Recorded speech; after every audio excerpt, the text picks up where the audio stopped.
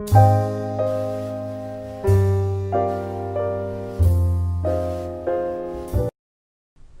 this is Alex from phpacademy.org, and this is a video tutorial for the new Boston. Now, in this series of tutorials, we're going to be creating a user login and registration system, or rather a user registration and login system. We're going to create the login process first, then create the register system, or the registration system. The reason you should do it this way is because you want to make sure your login is processed correctly before you start to register your users.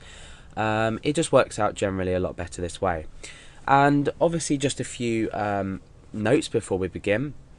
I'm going to be creating the login and register system with just two fields, and that is the username and the password. In fact, no, we'll include the first name and the last name as well.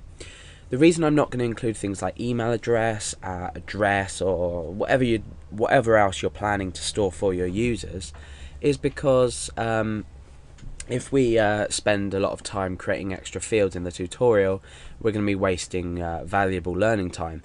Whereas once you've completed the tutorial and you understand how fields are created and how we can register users, then you can obviously go ahead and input your own unique form fields. So, the first thing we need to do, we're not going to be writing any code in this tutorial. We're going to be coming over to PHP MyAdmin, and we're going to be setting up our table in which we're going to store user data. And then what we're going to do is pop a few sort of piece of dummy data in there, if you like. So we're going to register a couple of users manually using PHP MyAdmin. So the first thing I've done is I've already created my database in PHP MyAdmin. You should know how to do this. So I've created my database, now I need to create a table. I'm going to call this table just simply users. Now we need to determine how many fields we need to store. So the first field I'm going to store is, let's just blank this so we can write some notes. The first field I'm going to store is the ID. This is obviously going to be the unique field. This is going to be the primary key, and it's going to be auto increment as well. We also need to store obviously the username, the password, let's just pop that over there, the first name, and we'll say surname. So these are the four fields, or 5 fields, that we need to include in our program.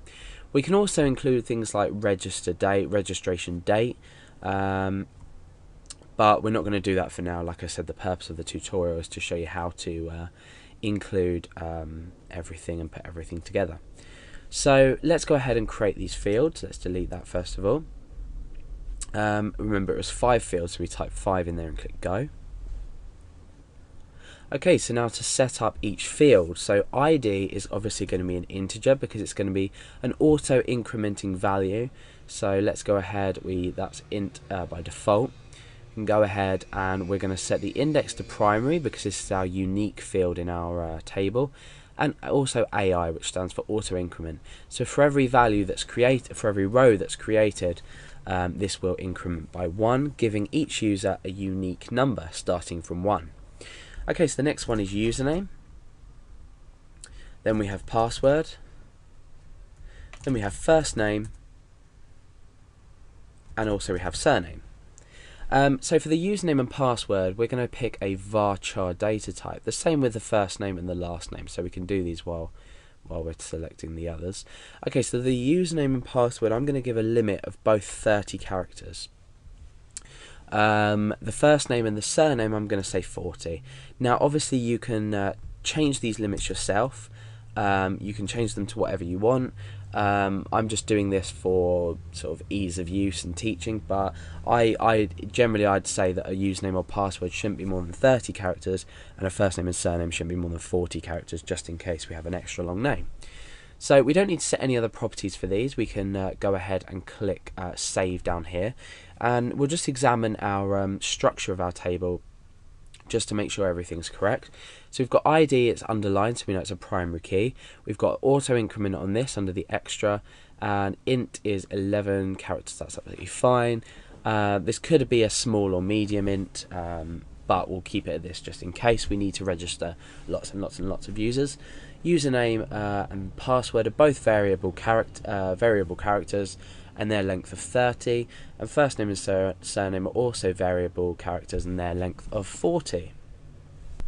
Okay, so we've set up our table. Let's go ahead and put some data inside of here. Now, there's one thing to bear in mind. We're going to be storing our password as an MD5 hash. That reminds me, actually, let's go back to our structure and let's change the password field here. So let's check that and then click the edit button. Let's change this to 32. Now, the reason we're changing this to 32 is we're storing the password as an MD5 hash. Therefore, an MD5 hash will always, or more or less always, most of the time, equal, it will be the length of 32.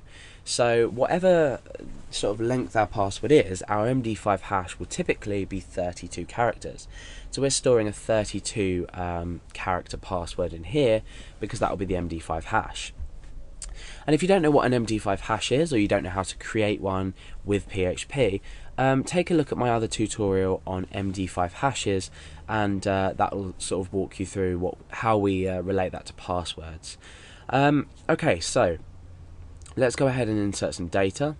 Now, there's a couple of things we need to do. With the password, we can't just enter a normal password in here. We need to input an MD5 hash, and you'll see later on when we register our users, we're going to convert the password that they've entered in a text field to an MD5 hash before we insert it into the database. But for now, I'm going to create a PHP script to quickly convert a password that I want to manually put into here. So my username is going to be Alex.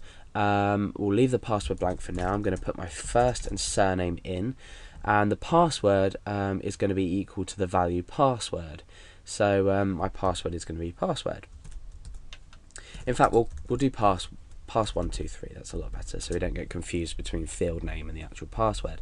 So I'm going to echo out MD5, and in here I'm going to put pass 123, and this is going to return the MD5 hash. Okay, so I can just copy that and paste that into my database. So obviously you won't have to do this when you're registering your users. And I'm going to click go. Okay, so there. Let's click browse to make sure all the data's in there. Okay, so we've got ID of 1. That's automatically updated that for us. So that's an ID of 1. Username is Alex. Password is this hash, which is equivalent to pass123, or the hash of pass123. First name Alex and surname Garrett. Okay, so now that we've registered or manually registered a user, we are pretty much done setting up our database, setting up our table rather, and inserting this value. So in the next part, what we're going to be doing is logging this user on.